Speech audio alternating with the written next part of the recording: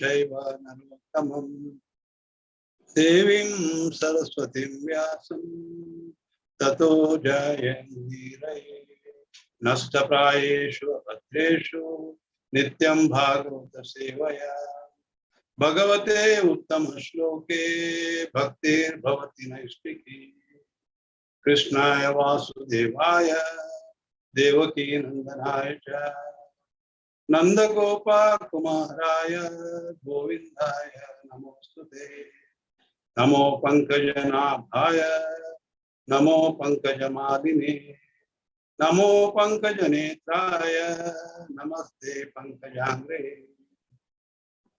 Krishna. Welcome all of you for this Saturday morning Bhagavatam class. So today we will take up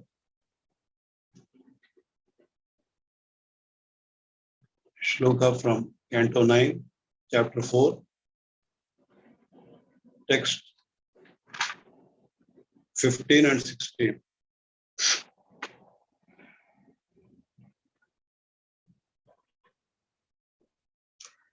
Shri Shuka Uvacha Ambarisho Mahabhaga Saptva Deepavatim Mahim Avyayam Cha Shriyam Labdva Vibhavam Cha Tulam Bhuvi. Text 16. Mene Ati Durlabham Pumsam Sarvam Tat Swapna Samstutam Vidvan Vibhava Nirvanam Tamo Vishati Yat Puman.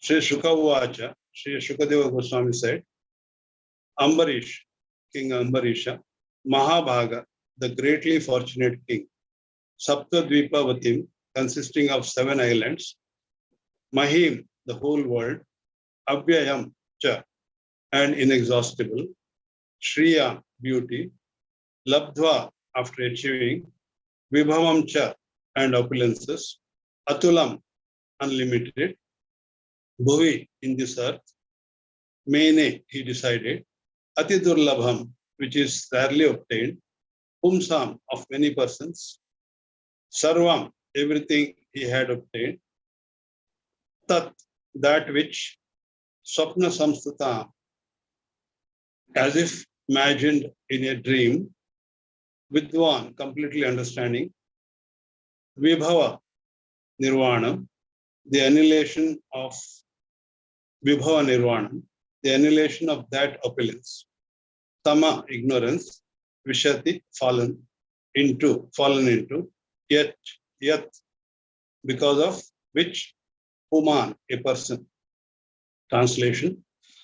Shukadeva Goswami said, Maharaj Ambarisha, the most fortunate personality achieved the rule of the entire world, consisting of 7 islands, and achieved inexhaustible, unlimited opulence and prosperity on earth.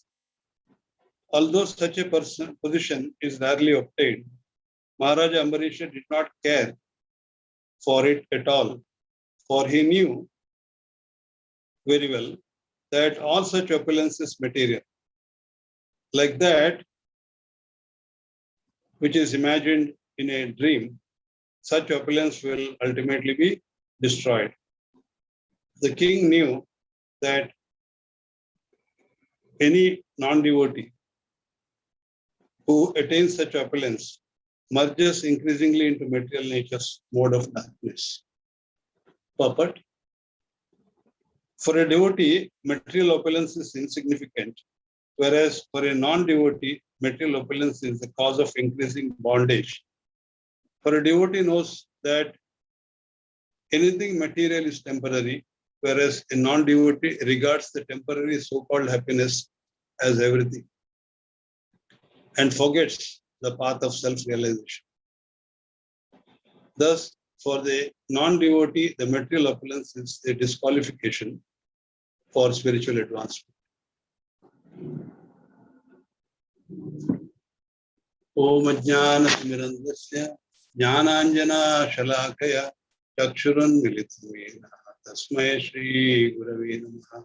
Sri Chaitanya Manobhishtam Tapitam Yena Bhutale Swayam Rupa Kadami Dadati Swapadantikam Vandeham Shri Guru Shri Yuta Padakamalam Shri Gurun Vaishnavam Shri Ruta Rupam Sagrajatam Sagana Raghunathanvitam Tam Sajivam Sadvaitam Savadutam Parijana Sahitam Krishna Chaitanya Devam Shri Radha Krishna Pada Sagana Lavita Shri Vishakhan Vitamsha Namo Vishnu Padaya Krishna Prishtaya Bhutale Srimate Bhaktivedanta Swami Nityanamine Namaste Saraswati Deve Gauravani Pracharane Nirvishesha Shunyavadi Paschatya Desha Tarini Jai Shri Jai Shri Krishna Chaitanya Prabhu Nityananda Shri Advaita Gadadhar Shivasadi Gaura Bhaktivinoda Hare Krishna Krishna Krishna Hare Hare Hare Rama Rama Rama Hare Hare. Thank you very much, Ranganath Prabhu, for giving me this opportunity. I'll try to speak something on Ambarisha Maharaj's pastime. And also, we will be speaking about other kings in the Sun dynasty. So before actually coming to Ambarisha Maharaj, I will be speaking something about other kings. So last time, in the last session, we had seen how King Satyavrata was favored with all Vedic knowledge by the mercy of Lord Vishnu, who came in his Matsya incarnation, Matsya avatar. King Satyavrata was later born as Shraddha Deva, and son of sun god. Vivaswan is a sun god, so he came as his son, and Supreme Lord later appointed him as seventh Manu, and thus he became known as Vaivasvata Manu. Son of Vivaswan is known as Vaivasvata Manu. So when Chakshusha Manu ended, the period of Vaivasvata Manu started. And sixth Manvantara is Chakshusha. So seventh is Vaivasvata. See, the prominent theme of ninth canto, the one which we are in. We are now. I read the shloka from ninth canto. Is a beautiful pastimes of Supreme Lord and his devotees. Half of this canto describes the Sun dynasty. The other half describes the Moon dynasty. So in the Sun dynasty, there are so many prominent personalities like Vaivasvata Manu himself, and also Sudyumna, Nabhaga, his son, and Ambarish Maharaj, Mandata, and even Lord Ramchandra had taken birth in Sun dynasty. Like that, there are so many other kings also. Probably we'll continue this discussion next time. Even to complete Sun dynasty, we may need one more class. So Parikshit Maharaj wanted to hear about all those kings in the Sun and Moon dynasty. As usual, Parikshit Maharaj is very anxious to acquire knowledge, even in spite of the fact that he was going to leave his body within 7 days. Whatever is possible in those 7 days, he wanted to know. So in the Moon dynasty also, we have several great personalities like Pururava, Yayati, Yantideva, and other incarnations like Parashurama, and many other great souls. So ninth canto is filled with so many short stories, small stories. It also wonderfully emphasizes the dangers of Vaishnava Aparadha the dangers of lust, and many other interesting themes. We will discuss about Vaivasvata Manu now in the Sun dynasty. So Shukadeva Goswami starts saying, he first says that Supreme Lord Garbhodakshay Vishnu, with three Purusha avatars of Vishnu. First is Karanadakshay Vishnu, Garbhodakshay Vishnu, and Kshirodakshay Vishnu. So as he came as Garbhodakshay Vishnu, so his son was Brahma.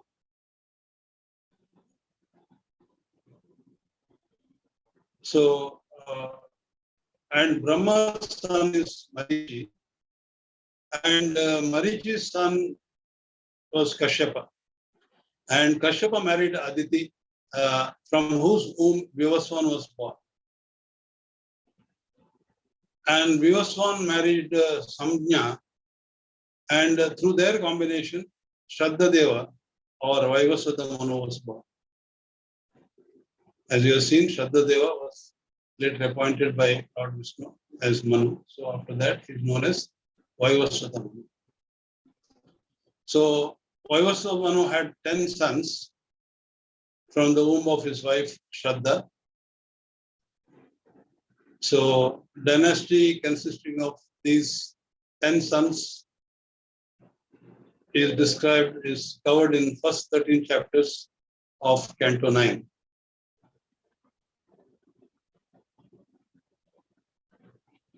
Where the descendants of Vaivasvata Manu in the 7th Manvantara is described. So Vaivasvata Manu initially had little difficulty in getting a son. He in fact wanted a son, because after him, who will rule the kingdom? So he wanted a son. And he performed a great sacrifice with the desire to get a son. Sage Vasistha was the Kulaguru. But somehow Vaivasvata Manu's wife, Shraddha, she had a desire to have a daughter. So she went to the forest priest and asked him to chant the mantra by which she could get a daughter. Now, little did the priest know that she had not discussed with her husband, and he thought, okay, she is saying so, so I will chant mantra which will give them a daughter. So accordingly, he chanted the mantra. So as a result, they got a daughter. Of course, Vaivasvata was very affectionate towards the daughter, but he had at the same time he had a feeling. He was very much disappointed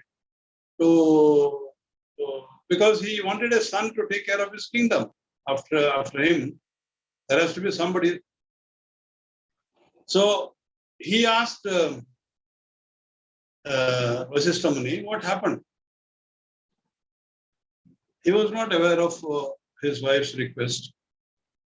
So he asked why the result came opposite to our desire. So Vasistha Muni said,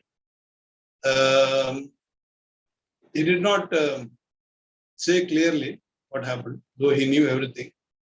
So he replied, this discrepancy has occurred. It has been caused by your priest's deviation. He just said priest has deviated from the original purpose of sacrifice, though the original purpose of sacrifice was to get a son.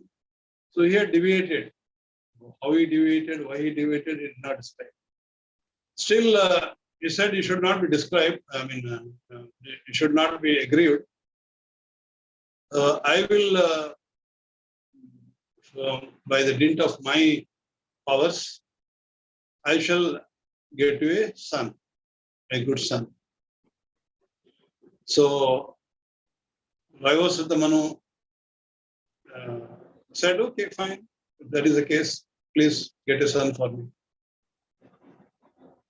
So Vasishtha then offered prayers to the Supreme Lord Vishnu, and so that the daughter, whose name was Ila, might be turned into a male. And he prayed for quite some time. And pleased with his prayers, the Supreme Lord awarded him the desired benediction and turned Ila into a fine male called Sudyumna. Now, Sudyumna one day goes for hunting sports. So, along with a few of his ministers, and he goes into the forest, deep into the forest, and they call it Sindhi horse. So to go for and then when he thus engaged in chasing animals, he forgets his limits.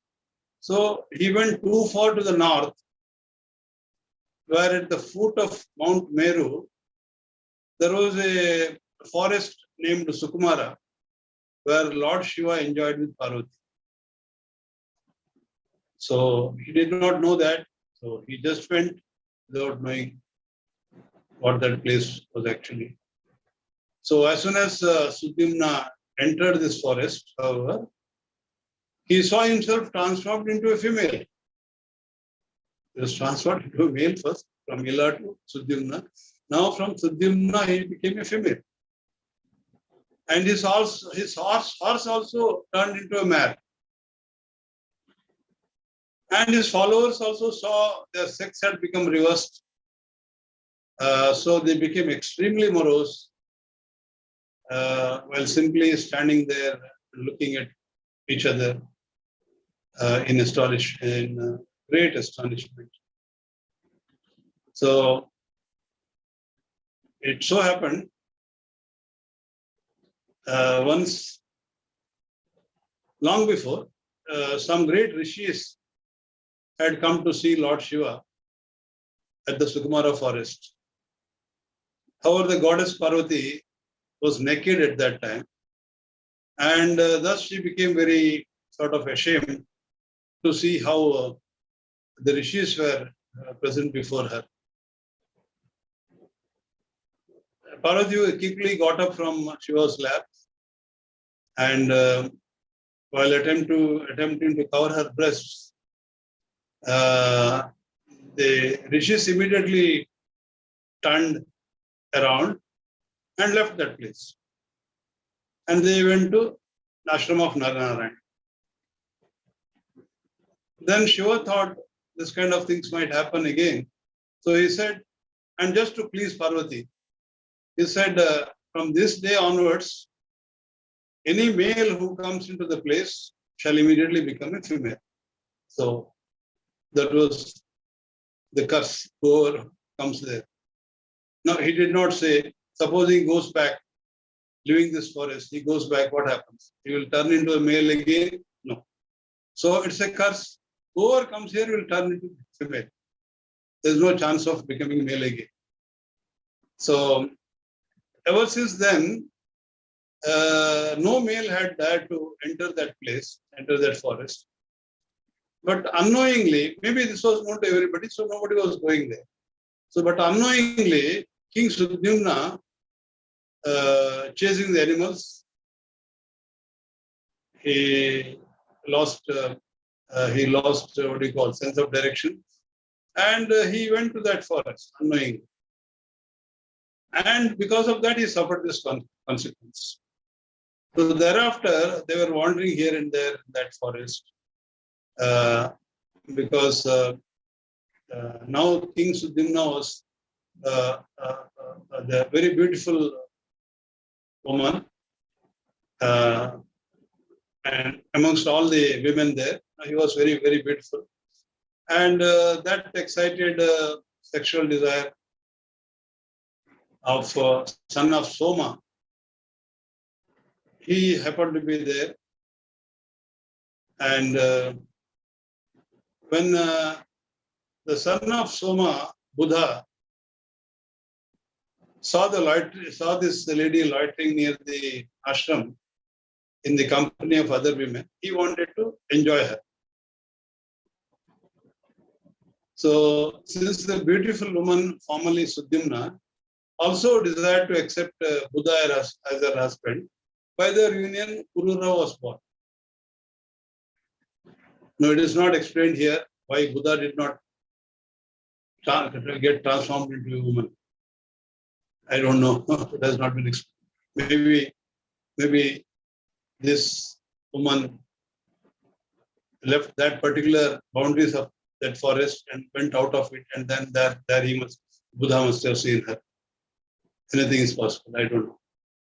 So after some time, the transformed Sudyumna began remembering the family priest sister, and also felt aggrieved to see the deplorable condition of his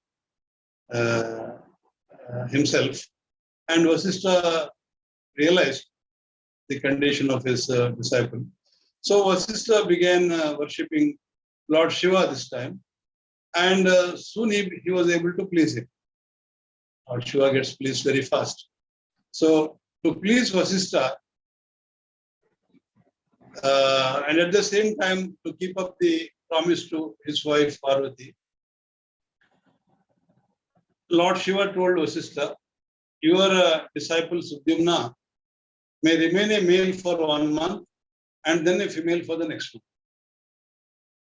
So thus Sudyumna regained his masculinity, and every alternate month, then the next month he becomes a woman again. So like that, he continued to rule the kingdom for quite some time. The citizens were not very happy with this arrangement. 1 month male, 1 month female. And when is a female, probably he could not do many things that as a male he could do. So citizens were very unhappy. So finally, when Sudyumna became old, he handed over the kingdom to his son and went to forest to practice austerities. Accepting Vanaprastha order. So once Sudyumna thus departed, Vaivasa Manu's father, Sudyumna's father, he was very unhappy again. There is no descendant to rule the country, rule the kingdom. So he began performing very severe austerities on the banks of Yamuna for the purpose of getting more sons. So for 100 years, Vaivasa Manu worshipped the Supreme Lord. And as a result, he got 10 sons who were as glorious as he was. And one of them, named Prishada, was employed in giving protection to the cows. So Prishada stood all night with the sword in his hand and started protecting the cows from the attack of wild animals. So one day what happened?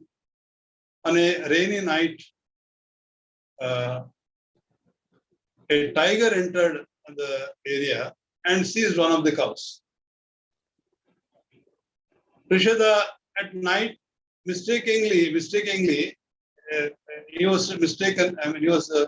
He did not realize, and so mistakenly he killed one of the cows, thinking that it was the tiger, and he cut off his head. Its head. So next morning, when he realized that his mistake, but since the sin has already been committed, though unknowingly, Vasishtha cursed him. And he said, you In the next birth, he'll be born as a Shudra. So Prasida accepted this curse gracefully. But after that incident, he became very, very studious, very, very devoted, and he accepted Brahmacharya. And he devoted his full attention to please the Supreme Lord. And slowly and gradually exalted, he attained the very exalted position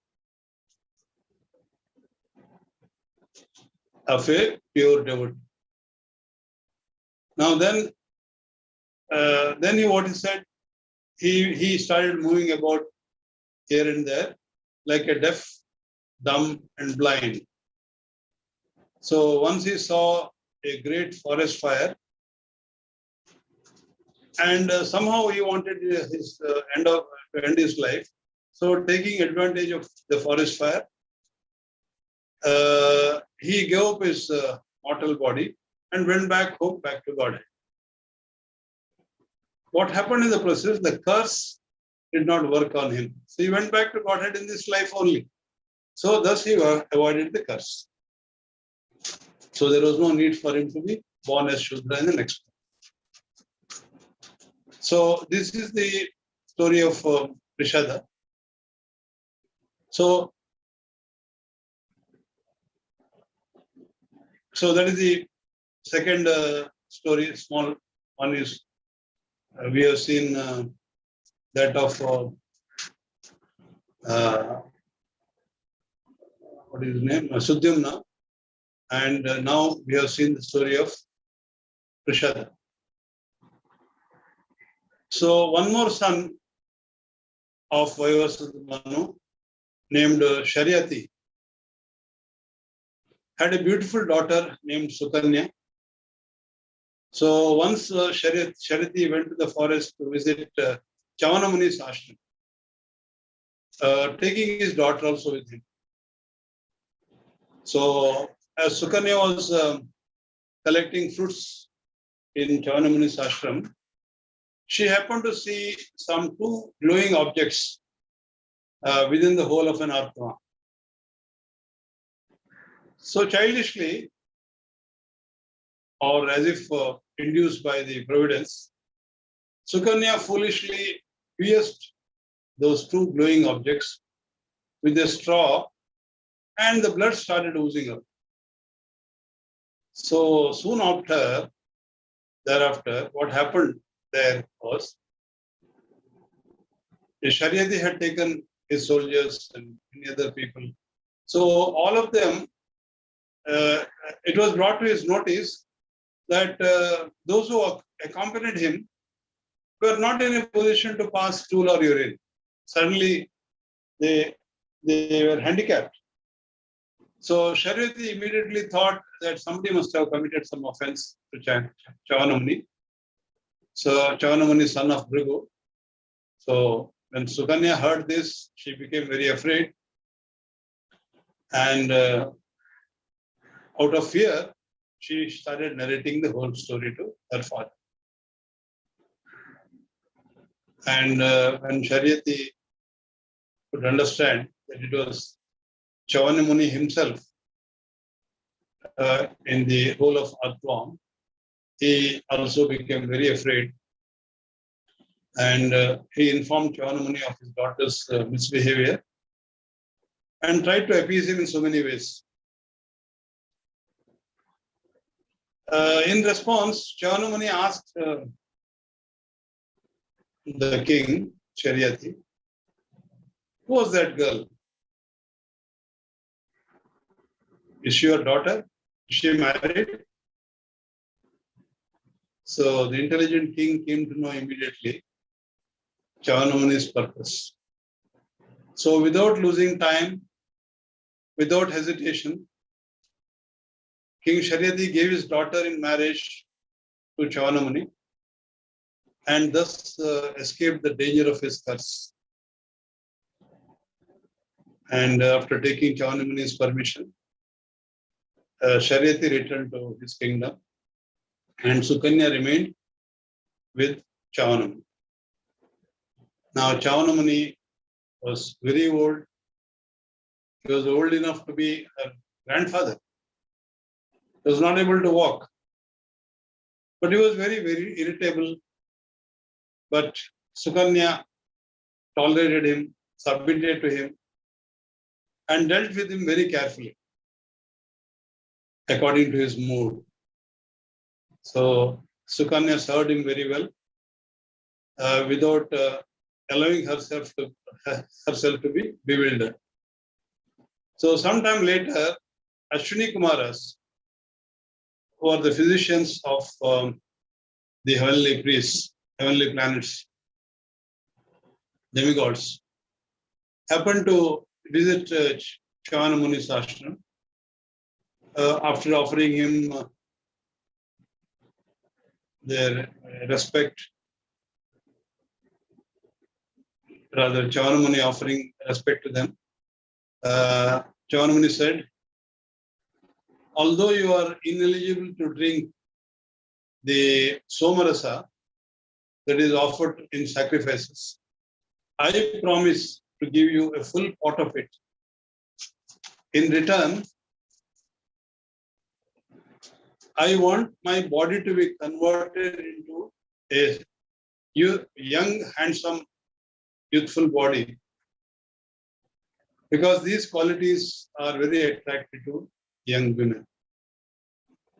So, out of greed or whatever you may say, because they are not otherwise entitled, so they also wanted to be like any other demigods. So they said, okay, they gladly accepted the offer, proposal, and told Brahmana, just dive into this lake, which can fulfill all your desires. You'll fulfill your desire.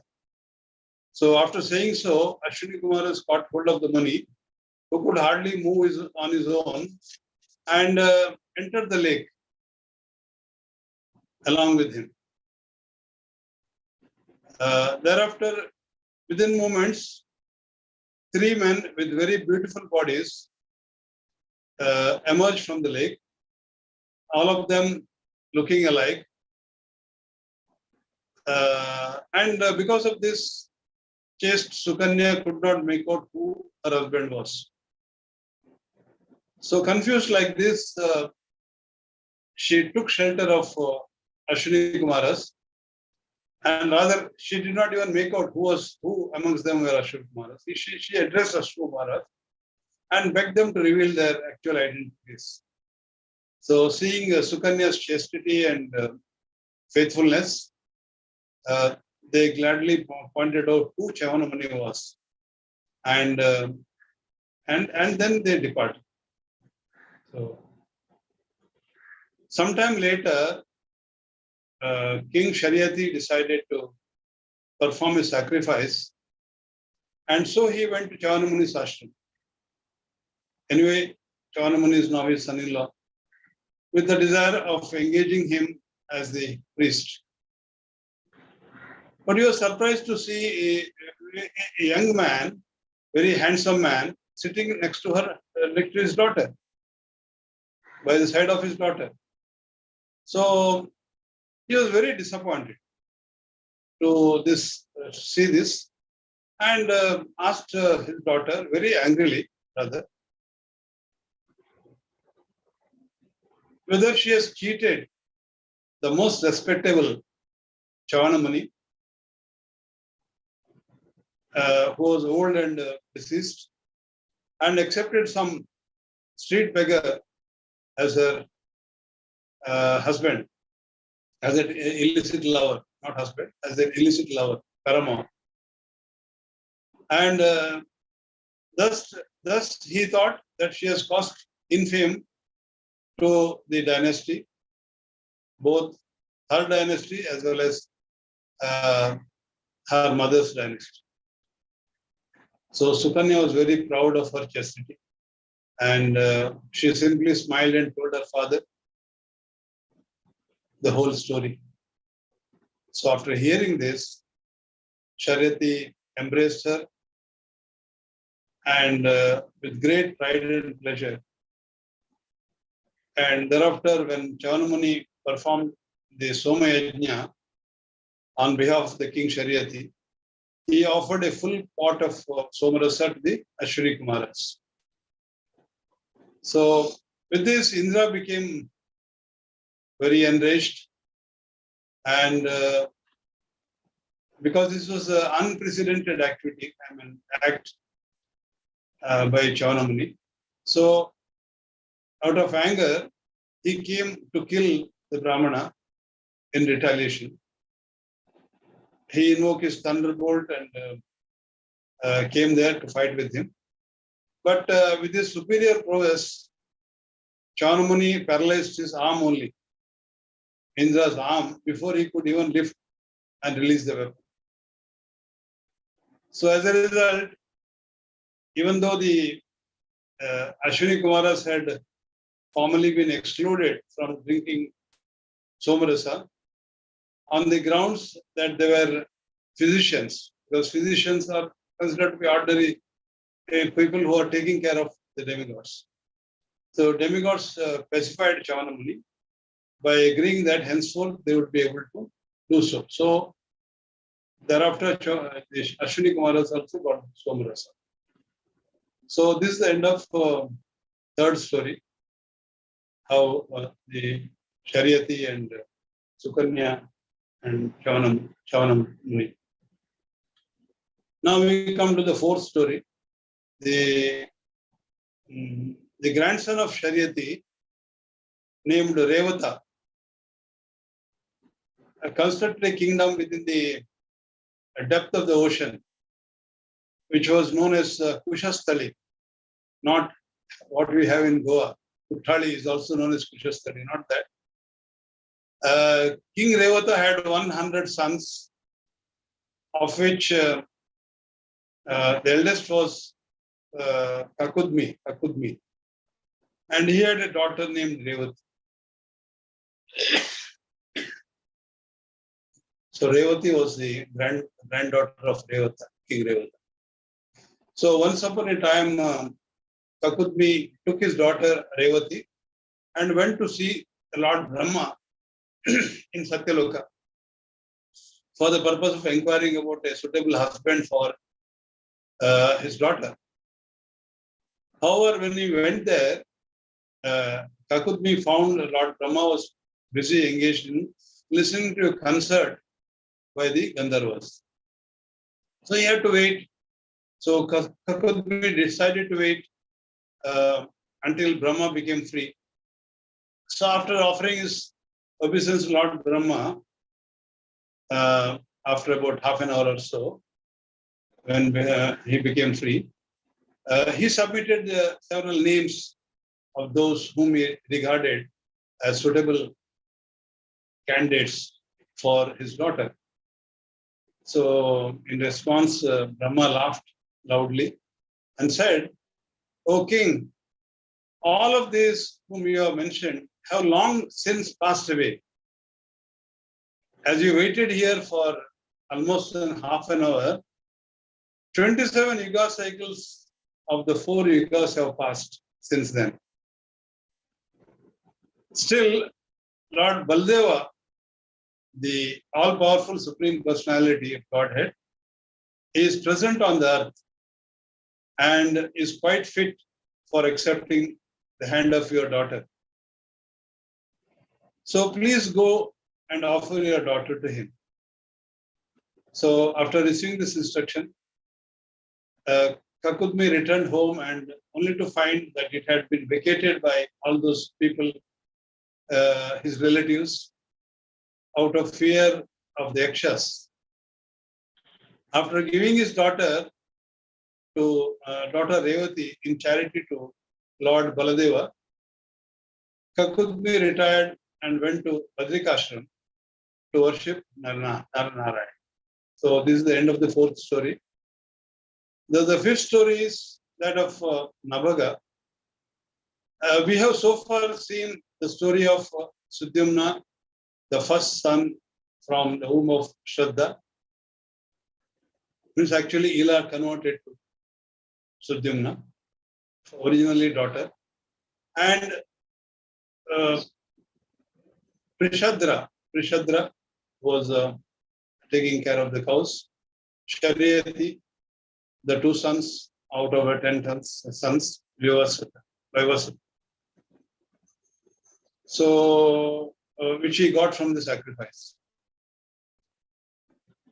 And also we have seen the grandson of Shariyata, Revata and Revati. Now we shall hear about the third son, Nabaga. So Nabaga had a son called Nabaga, who lived for a long time at the place of his spiritual master. So his brothers, since Nabaga did not turn up for quite some time, so his brothers thought he will not come back. So they shared Nabaga's property amongst themselves. They thought that Nabaga has accepted Brahmacharya. So they said he will not come. So there's no need for keeping a share for him. But when Nabaga returned, he inquired his brothers, my brothers, what have you got as my portion of father's property? They told him, we have reserved our father himself as your property, a rightful share. So Nabaga accordingly informed this to his father, and he was surprised. Father said, they're cheating you. I cannot be your property. So anyway, he said, now listen to me. The descendants of Angira are about to perform a great sacrifice. But in spite of their being very intelligent, on every sixth day, they become bewildered. And thus they make mistakes while performing their duties. So you have been fully educated in Vedic literature and Shastras. And you should go there and help them and describe 2 Vedic mantras pertaining to Vaishwadeva. In this way, they will become pleased with you. At the completion of the sacrifice, when they are departing for the heavenly planets, they will give you whatever wealth they had received as remuneration. So Nabaga did exactly what his father said, and then he did participate in the sacrifice. And when they left that place, they give all that wealth from the descendants of Angira Muni before they left for the heavenly planets. So at that time, a black complexioned person from the north came to Nabaga and said, all of the wealth from this sacrifice arena belongs to me. Nabaga claimed, no, it belongs to me. They were his. So the black looking person said, okay, let us not fight. Let us go to your father and ask him to settle our disagreement. He knew that Nabaga is very sincere person. So in this way, the matter was placed before Nabaga's father. Nabaga said, whatever the great sages had offered in sacrifice was intended for Lord Shiva. Therefore, everything in the sacrificial arena certainly belongs to Lord Shiva. Accepting the verdict of his father, Nabaga offered his obeisances to Lord Shiva, who had come there disguised as a black compassionate person, and said, worship your Lord, everything is yours. I bow my head before you with great respect and beg for your mercy. So Lord Shiva replied, whatever your father had said is correct. However, since you have cheerfully accepted the verdict, I will allow you to take all of the wealth that was left behind by the Brahmanas. So after this, Lord Shiva disappeared. He just had come to test Nabaga. Oh, we are already 9 o'clock. Okay, thus the 5th story ends. Now we come to the story of Ambarish Maharaj. I will try to quickly finish. So we all know the story of Ambarish Maharaj. So Ambarish Maharaj achieved the rule of the entire earth, consisting of 7 islands, and thus possessed practically unlimited opulence. He did not care at all for the exalted position, as we read in the shloka. He knew very well that such material things will ultimately destroy. So he always engaged his mind in meditating upon the lotus feet of Lord, and his words in describing the glories of the Lord. He engaged his hands in cleaning the Lord's temple, his ears in hearing the Krishna Katha, his eyes in seeing the Krishna Murti, as his eyes in seeing the Krishna Murti, and as well as his holy, in holy places that are associated with Lord's pastime. He engaged his sense of touch in touching the bodies of Lord's devotees. He engaged his nose in smelling the tulsi flowers, tulsi leaves offered at the lotus feet of the Lord, and his tongue in tasting the Lord's prasad. And he engaged his legs in walking to the temple and other holy places. And he engaged his head in bowing down before the Lord. And he engaged his all his desires in serving the Supreme Lord 24 hours a day. Thus he became fully attached to the Lord and detached from all desires for personal sense gratification. While performing his duties as a king, he offered all the results of his activities to the Supreme Lord, saying that it's all of yours. You are the supreme enjoyer. Although the benefit of his kingdom, for the benefit of his kingdom, he performed many sacrifices under the supervision of great personalities like Vasishtha, Asita, and Gautama. Internally, he was always engaged in the devotional service of the Lord. So even the citizens in this kingdom, no, I forgot to mention, Navaga, Ambarish Maharaj was son of Navaga. So he was like Navaga only, very, very sincere, faithful. So even the citizens in his kingdom were accustomed to hearing and chanting glories of and glorious activities of the Supreme Lord, and thus they never aspired for anything material, not even heavenly elevation. So once upon a time, Maharaja Ambarisha observed the vow of Ekadashi. Tomorrow is Ekadashi, incidentally, and also Dwadashi for 1 year, along with his equally qualified wife. After performing the rituals, she gave 60 crore cows to the gold-plated horns, and with the gold-plated horns and silver-plated hooves in charity to Brahmanas. So after that, he sumptuously fed the Brahmanas. And when he saw that Brahmanas were fully satisfied, he prepared to observe the end of fasting by breaking fast with their permission. Just at that time, however, the powerful mystic Durvasa Muni appeared, and as an uninvited guest. After receiving the guest with great honor, respectfully, he humbly invited him for prasad. So Durvasa Muni gladly accepted prasad. He said, I had to go to the river and take bath. So he went to the river Yamuna, but for quite some time he started meditating and then became engrossed in that. He forgot that he has been invited, and for quite some time he did not come.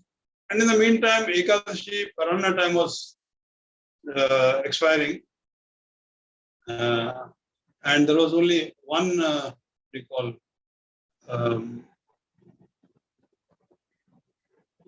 one muhurta was pending. Within that muhurta, he had to finish all that. So in this situation, Ambarisha consulted the Brahmanas there, but they were not in a position to give him the exact answer what he should do. He was only asking them whether he could take water. But Brahmanas was bewildered, they were not in a position to give him. Then Ambarisha himself took a decision, and he took some water and on the he took some water and he thought he has broken the fast by drinking some water. So drinking water can either be accepted as eating or not eating. Shastra says this. So you may go ahead, somebody said. And he himself thought that he may go ahead. So after drinking a little water, Maharaja Ambarisha broke his fast and started meditating on the Supreme Lord. Durvasa Muni returned after finishing his noontime rituals. But however, when he came back, by dint of his mystic powers, he could make out that Ambarisha had drank some water without his permission. So Durvasa Muni was very upset. He was trembling with anger, with the frowning eyes. He said, "You cannot be a devotee of the Lord because of being proud of your material opulence. You consider yourself a god. You have invited me to eat prasad as a guest, but instead of feeding me, you have eaten first. I shall now punish you." So he pulled out a bunch of hair from his head, and with it he created a demon with his trident in hand and shook the surface as he came towards the Ambarisha Maharaj. And yet the king, who fully depended upon the Supreme Personality of Godhead, did not move an inch from his position. He remained undisturbed. Then suddenly the Sudarshan Chakra arrived at the scene, and Sudarshan Chakra burnt the demon alive. He burnt him to ashes. So Durvasa Muni also got the message. He was extremely frightened, and when he noticed that Sudarshan Chakra was following him, he started moving swiftly in all directions, the earth, sky, the caves, the oceans, and many places. But Sudarshan Chakra followed him wherever he went. Finally, he went to Lord Brahma. Brahma said, "Sorry, I cannot help you." Then he went to Lord Shiva. Lord Shiva said the same thing, "I can't help you." Then he advised Lord Durvasa Muni to go to Lord Vishnu. So Sudarshan Chakra, I cannot do anything. It's intolerable for me also, he said. Then Durvasa went to Vaikuntha Loka and fell at the feet of Lord Narayan. So Durvasa Muni begged, "Oh, infallible one, you are the maintainer of the entire universe. I am certainly a great offender, but please give me protection. Being ignorant of your unlimited powers, prowess, I have dared to offend your dearmost devotee." The Supreme Lord said, "Sorry, O Brahmana, you should know that I am completely under the control of my devotees, and thus I am not at all independent. Without such pure devotees for whom I am the only destination, I do not desire to enjoy my supreme opulence." So just as chaste women bring their gentle husbands under control by service, the pure devotees bring me under their control. They do not know anything but me, and I also do not know anything but them. So Brahmana, I wish you all good fortune, but please go back to Ambarish Maharaj, and only he can help you. So he said, when someone employs his so-called prowess against a devotee, it simply reacts to harm the aggressor.